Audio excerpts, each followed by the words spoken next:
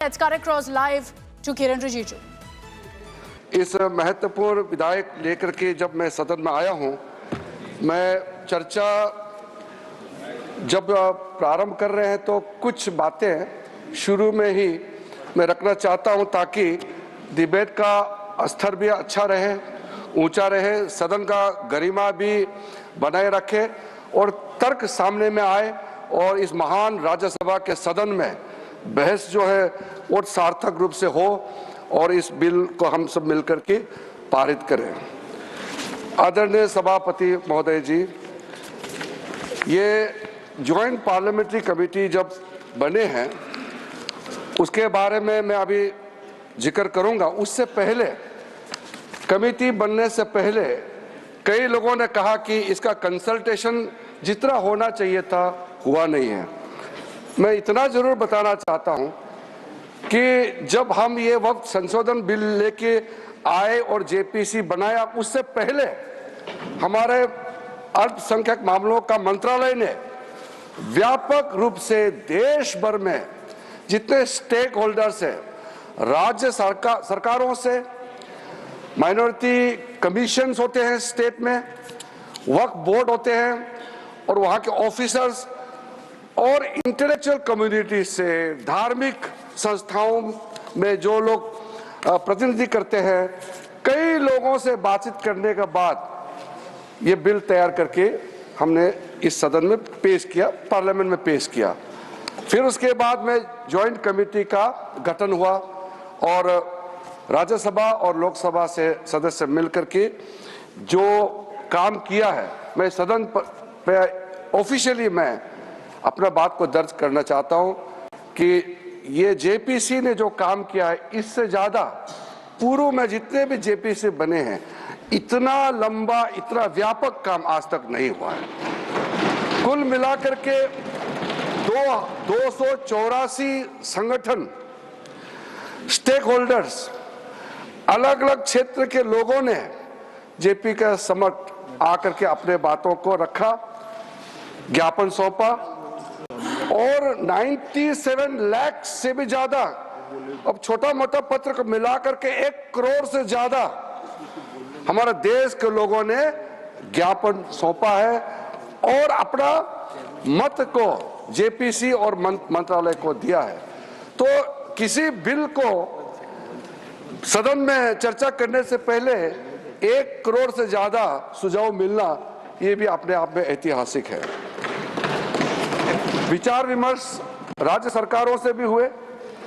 और साथ साथ में कल लोकसभा में बहुत लंबी चर्चा हुई और देर रात यानी कि आज सुबह बिल पास करके राज्यसभा में आया। मैं मानता हूं कि ठीक है, हमारा मेंबरों ने कहा है कि संशोधन देने के लिए समय मिलना चाहिए था, लेकिन सबने ये एग्री किया है कि आज जो सुबह हमारा मेंबर ने सवाल उठाया, चेयरमैन साहब ने कहा है कि ये हम लोगों ने बिजनेस एडवाइजरी कमेटी में ये तय किया कि आज ही इसको यहाँ चर्चा करना है। ज्वाइंट कमेटी ने 10 शहरों में मुंबई, अहमदाबाद, हैदराबाद, चेन्नई, बेंगलुरु, गुवाहाटी, भुवनेश्वर, पटना, कोलकाता और लखनऊ में जाकर के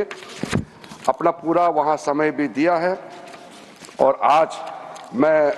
कमेटी के हर एक मेंबर को भी धन्यवाद देना चाहूँगा। बाकी जो इस बिल में बोलने वाले हैं उनको धन्यवाद, मैं जब जवाब दूंगा आखिरी में तो मैं जवाब देते समय धन्यवाद जरूर मैं रखूंगा। सर, हर व्यक्ति, मैं तो इस सदन में एक मंत्री के रूप में बोल रहा हूं, लेकिन साधारण रूप से ये एक्सपेक्ट करता है कि कोई अच्छा काम करेगा तो उसका तारीफ भी जरूर होगा और खास करके उन लोगों से तारीफ ज्यादा मिलेगा जिसका इच्छा को मैं पूरा कर रहा हूं। इसलिए सभापति महोदय जी, 1976 में जब वक्फ इंक्वायरी रिपोर्ट को पेश किया गया था, वो कमेटी किसने बनाया था सर? कांग्रेस सरकार ने कमेटी गठन किया, वक्फ इंक्वायरी कमीशन बिठाया। कमीशन ने जब रिपोर्ट पेश किया, बहुत लंबा रिपोर्ट है, मैं जो यहाँ रेलेवेंट है उसको कोट करता हूँ। Misuse by Mutawallis and the inquiry committee called out the Mutawallis misusing the authority and power and proposed for steps to be taken to improve the functioning of the Waqf. ये सबसे पहले report आया। उसके बाद में दूसरा जिक्र किया कि इतना केसेस वक्फ प्रॉपर्टी को लेकर के बना हुआ है, लिटिगेशन इतना ज्यादा लंबित है, इसको सरल करने के लिए सरकार को कदम उठाना चाहिए।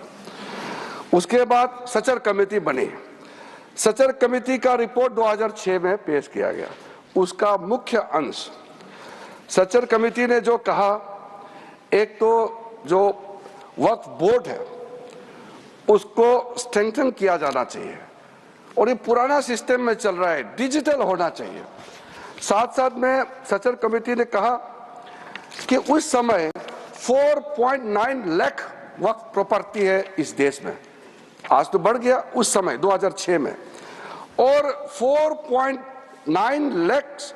वक्फ प्रॉपर्टी जो रजिस्टर्ड वक्फ प्रॉपर्टी है उनका टोटल इनकम सिर्फ 163 करोड़ पर एनम था, 160 करोड़। और उसी समय सचर कमेटी में यह भी कहा, टिप्पणी भी किया और सुझाव भी दिया, अगर